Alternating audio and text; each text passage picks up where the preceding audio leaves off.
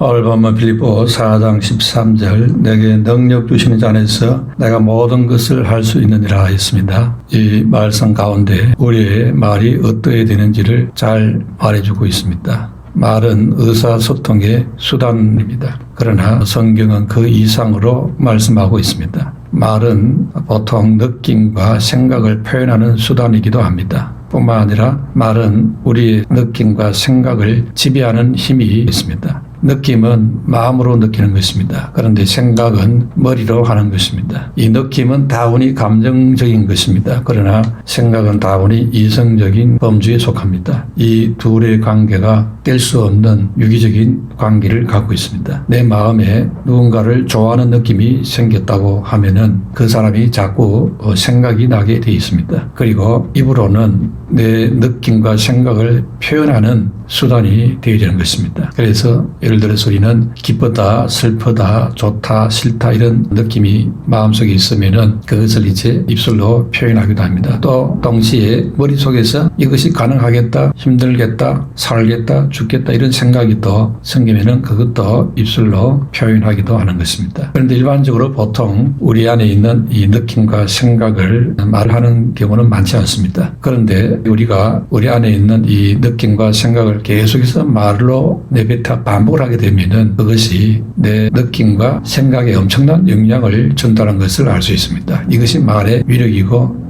능력인 것입니다. 예를 들어서 말로 기쁘다, 기쁘다, 계속 기쁘다는 말을 반복하면은 우리 마음에 기쁨이 생긴다는 것입니다. 그러면서 나아가서 머릿속에도 기쁘게 살아야 되겠다 이런 생각이 자꾸 들어온다는 것입니다. 반면에 우리가 말로 자꾸 슬프다, 슬프다, 죽겠다 이런 말을 자꾸 반복하면은 슬픈 일이 생기고 죽을 일이 생기고 죽고 싶은 생각이 든다는 것입니다. 그러나 이게 생각도 중요하고 느낌도 중요하지만 동시에 이 말하는 것도 대단히 중요하다는 걸 알 수 있습니다. 왜 말이 중요하겠습니까? 아니 그냥 말은 내뱉어버리고 잊어버리면 되지 이렇게 생각할 수 있습니다. 그러나 그렇게 간단한 문제가 아닌 것입니다. 잠언 6장 2절에 보면은 내 입의 말로 내가 얽혔으며 내 입의 말로 인하여 잡히게 되었느니라 했습니다. 그러니까 이 말은 우리를 올가매는 위력이 있다는 것입니다. 그렇기 때문에 단순히 입으로 말을 내뱉는다고 그걸로 끝나는 게 아니라는 것입니다. 혼잣말로 한 것도 사실은 내게 구성력이 주어졌다는 것입니다. 이 세상 많은 사람들이 이것을 잘 모르고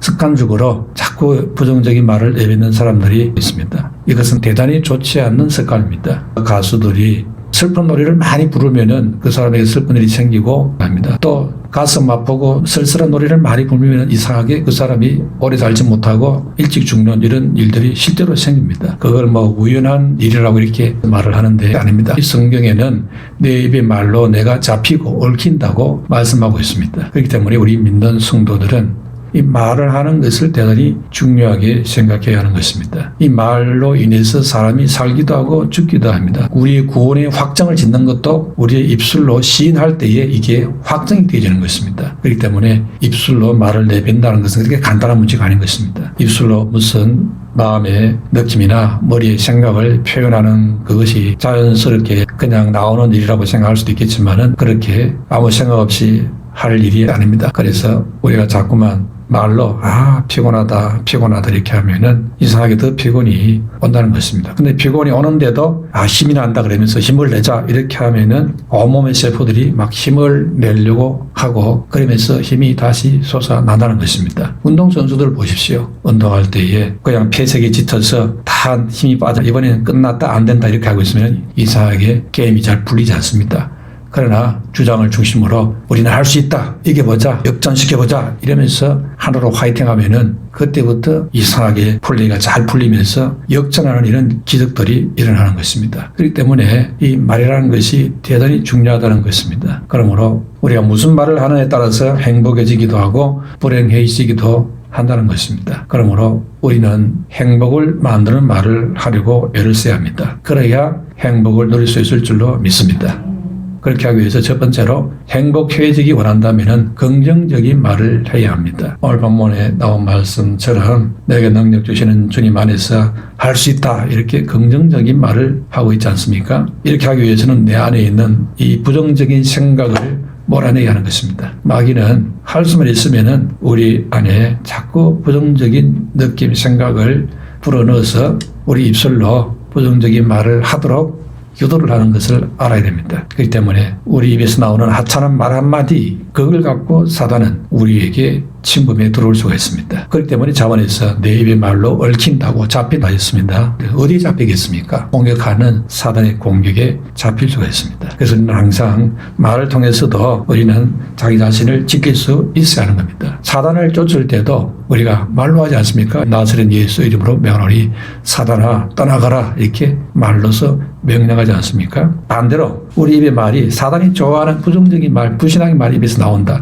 그럼 사단이 얼른 좋다고 그것을 붙잡고 타고 들어와서 우리에게 안 좋은 일을 가져올 수 있는 것입니다. 그렇기 때문에 우리는 정말로 좋은 일이 나고 행복한 일을 원한다면 내 입술이 긍정적인 말이 되도록 힘써야 하는 것입니다. 만약에 불안한 생각이 떠오르고 폐쇄적인 생각이 들어온다면 이게 마귀가 지금 틈타려고 나에게 작전을 하고 있는 것이구나 하고 긴장을 하고 싸워야 됩니다. 그것을 몰아내야 되는 것입니다. 마귀는 환경을 통해서 자꾸 우리에게 어두운 생각을 주려고 합니다. 이 거짓사업이 마귀는 온갖 장기를 우리에게 보내가지고는 사실은 우기 싸움을 당한다, 끝났다, 안 된다, 이런 생각이 들어도록 우리를 유혹하는 것입니다. 그러나 하나님이 함께하고 주님이 나를 지켜주기 때문에 아무리 우기 싸움을 당해도 우기 싸움 당하지 않습니다. 그러므로 이것을 물리치 하는 것입니다. 그래서 마귀는 사기꾼이고 거짓말쟁이라고 있지 않습니까?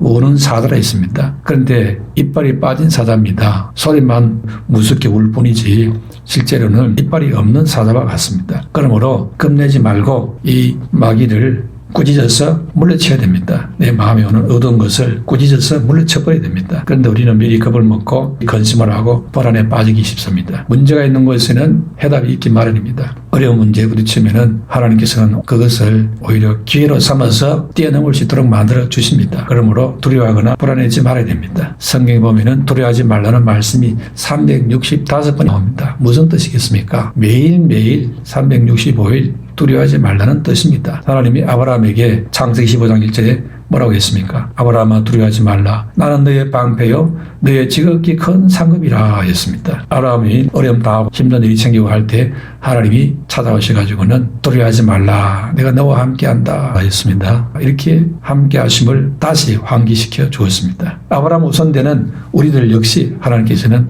두려워하지 말라. 내가 너와 함께한다. 너의 방패가 된다. 이렇게 우리를 지켜주시는 하나님이 있습니다. 그렇다면 우리가 걱정할 필요가 없는 것입니다. 가나안을 차지할 여호수아에게 여호수아 1장 5절 6절에 너의 평생에 너를 능히 당할 자 없으리니 내가 모세와 함께 있던 것 같이 너와 함께 있을 것임이라. 내가 너를 떠나지 아니하며 버리지 아니하리니 마음을 강하게 하라 담대히 하라 했습니다. 그러니까 영적 이스라엘 백성된 우리들에게도 똑같이 주신 말씀입니다. 오직 너는 마음을 강하게 하고 극히 담대히 하여 나의 종 모세가 네게 명한 율법을 다 직경하고 자르나 오르나 치우치지 말라. 그리하면 어디로 가든지 형통하리라 했습니다. 우리가 하나님의 말씀을 붙잡고 순종하는 자가 된다면은 형통하는 자가 되니까 당장 눈앞에 있는 문제 보고 두려워하지 말라는 것입니다. 예수 믿는 하나님 자녀들은 어떤 고난이 오고 실패가 오고 슬픔이 오고 손해가 온다 하더라도 지나가고 나면은 그게 다 유익으로 바뀌어져 있습니다. 이 하나님의 함께 하시는 역사입니다. 그러므로 성도는 어떤 고통이나 시련이 있어도 이것은 하나의 과정이다 이렇게 생각하고 그것을 참고 뛰어넘고 견디면 승리하게 되는 줄로 믿습니다.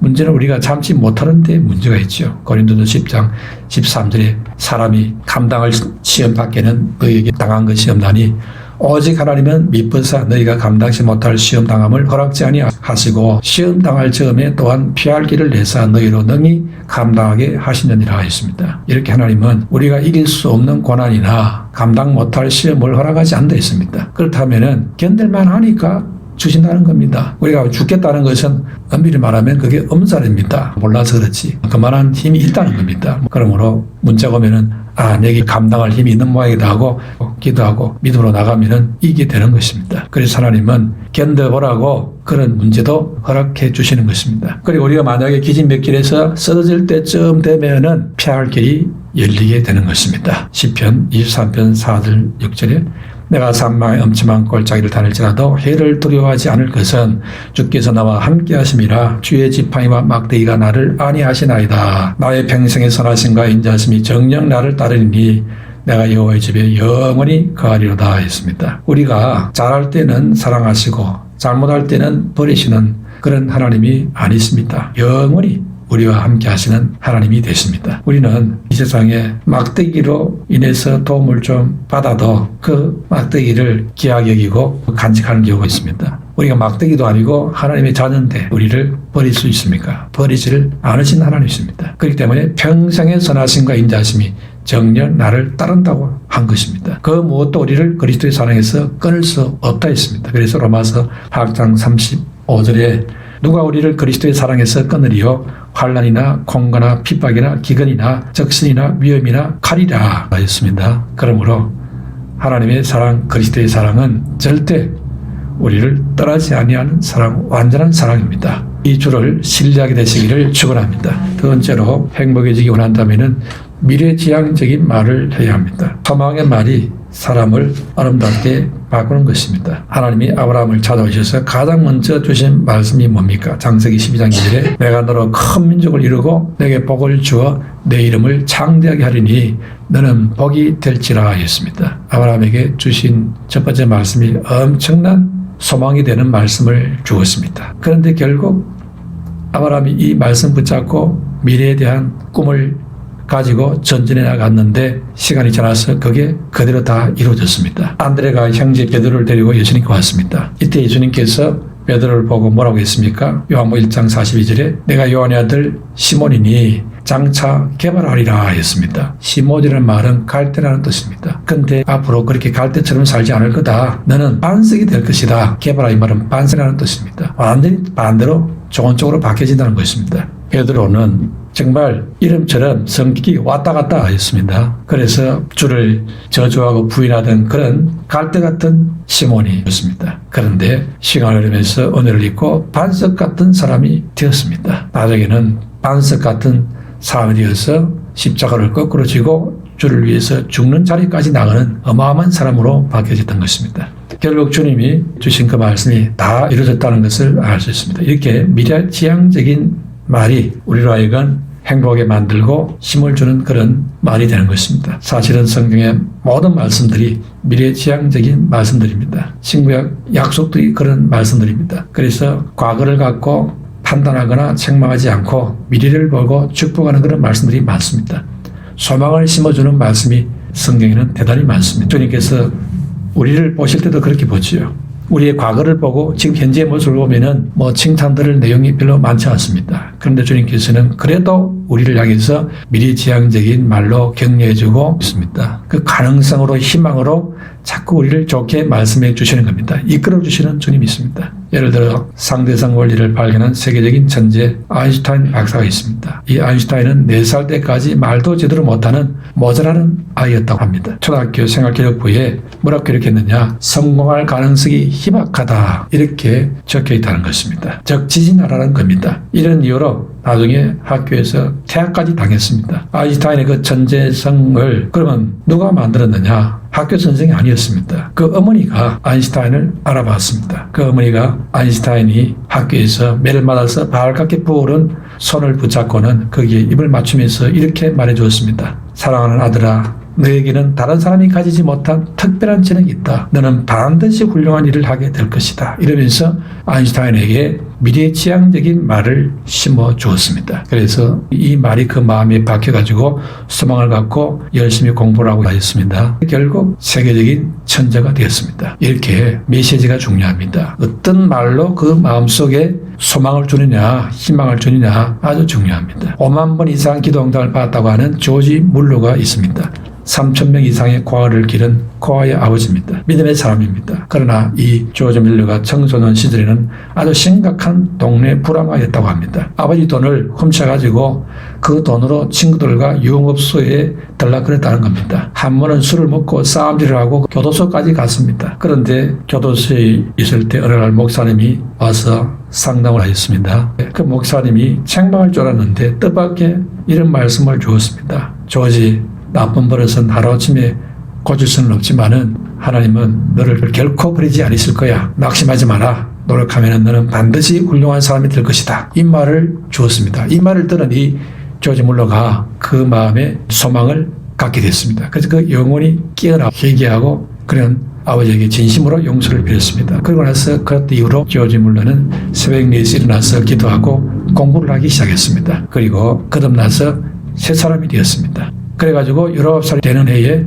조지는 오직 하나님을 위해서 살겠다고 결단을 합니다. 그리고 할레 대학교 신학과에 입학을 하게 됩니다. 그리고서 공부를 마치고는 많은 코아들을 돌보는 코아의 아버지가 됩니다. 무엇이 불황아 조지 물러를 경건한 기도의 사람 그리고 섬기는 사람으로 만들었습니까? 너는 반드시 훌륭한 사람이 될 것이다. 이런 소망의 말, 바로 그것이 이 조지 물러를 바꿨던 것입니다. 그러므로 우리는 내가 영향을 줄 수 있는 자녀나 내가 영향을 줄 수 있는 사람들에게 어떤 말을 자주 하느냐 대단히 중요합니다. 늦잠 자고 있는 아이를 무슨 말로 깨웁니까? 훌륭한 사람이 될 아들이 늦잠을 자면 안 되지. 너는 앞으로 큰일을 할 거야. 이러면서 힘을 주는 말, 소망을 주는 말을 자꾸 심어야 합니다. 미래지향적인 소망의 말 한마디가 내 아이의 미래를 바꿀 수 있습니다. 이것이 하나님의 방법입니다. 하나님이 아브라함을 처음 만났을 때 그렇게 했습니다. 우리를 부를 때도 그렇게 부르습니다. 그래서 하나님 우리를 향해 말씀하실 때 항상 좋은 긍정적인 말을 많이 준다는 사실을 알아야 됩니다. 그게 하나님의 방법인 것입니다. 세 번째로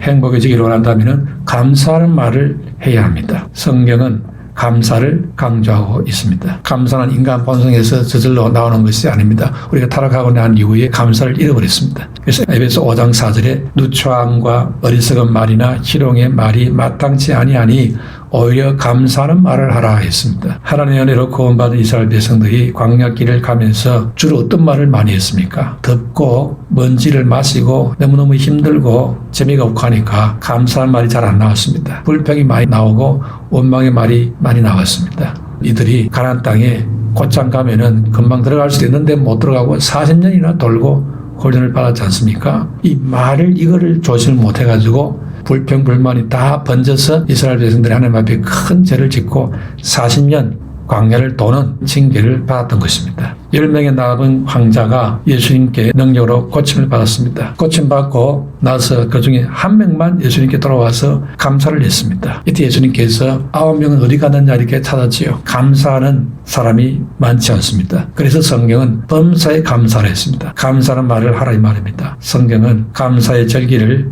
지키라 했습니다. 감사가 중요하기 때문인 것입니다. 기도도 감사함으로 간구하라 했습니다. 빌립보 4장 6절 7절에 아무것도 염려하지 말고 오직 모든 일의 기도와 간구로 너희 구할 것을 감사함으로 하나님께 아뢰라. 그리하면 모든 지각에 뛰어난 하나님의 평강이 그리스도 예수 안에서 너희 마음과 생각을 지키시리라 했습니다. 하나님이 기뻐하시는 기도도 감사함으로 드리는 기도라는 것입니다. 솔로몬이 왕이 되고 나서 하나님께 1000번의 감사제를 지냈습니다. 이때 하나님께서 기쁘게 받으시고 무엇이든지 구해라. 내가 구한 대로 다 주겠다 했지 않습니까? 이때 솔로몬이 지혜를 구했습니다. 그랬더니 지혜와 무기와 다 주었지요. 이렇게 하나님은 감사한 사람에게 더 많은 감사할 복을 주시는 하나님이십니다. 시편 50편 23절에 감사로 제사를 드리는 자가 나를 영화롭게 하나니 그의 행위를 옳게 하는 자에게 내가 하나님의 구원을 보이라 했습니다.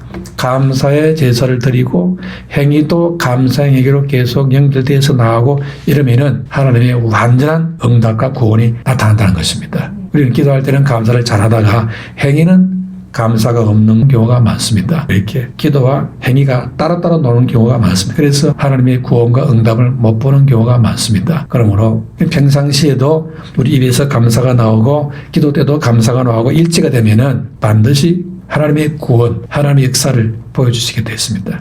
결국 하나님은 우리가 할 수 있는 일이라는 말을 하기를 원하는 것입니다. 내게 능력 주시는 안에서 내가 모든 것을 할 수 있다. 마음속에 하나님이 나를 도와주실 것이다. 좋은 일, 감사할 일이 생길 것이다. 이걸 믿고 할 수 있는 일이라 이 말을 하기를 원하시는 것입니다. 예수님도 요한복음 14장 12절에 내가 진실로 진실로 너에게 이르노니 나를 믿는 자는 내가 하는 일을 그도 할 것이요 또한 그보다 큰 일도 하리니 내가 아버지께로 감이라 했습니다. 그런데 예수님이 하나님의 아들이고 우리는 사람인데 어떻게 우리가 예수님 같은 그런 일을 할 수 있을까 싶을 겁니다. 그러나 그게 가능한 이유는 이는 내가 아버지께로 가기 때문이라 했습니다. 예수님께서 아버지께로 가면은 무슨 일이 생깁니까? 요한복음 14장 16절에 내가 아버지께 구하겠으니 그가 또 다른 보혜사를 너에게 주사 영원토록 너희와 함께 있게 하리니 했습니다. 그러니까 예수님이 하나님 아버지께 가면은 우리에게 다른 보혜사 성령을 보내주셔가지고는 우리와 함께 있습니다. 그래서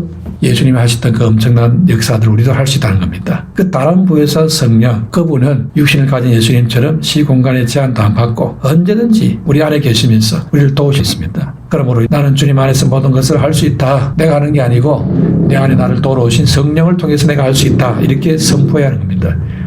내게 능력 주시는 분이 누굽니까? 내게 능력 주시자는 내 안에 계신 성령 믿습니다. 주님 믿습니다. 그러므로 성령의 능력 안에서 할 수 있다 이 말입니다. 능력 주시는 주님 안에서 내가 할 수 있다 이 말은 긍정적인 말입니다. 이런 긍정적인 말 그리고 미래지향적인 말 그리고 감사의 말 이것을 자주 사용하는 승리하는 신앙이 되시기를 축원합니다.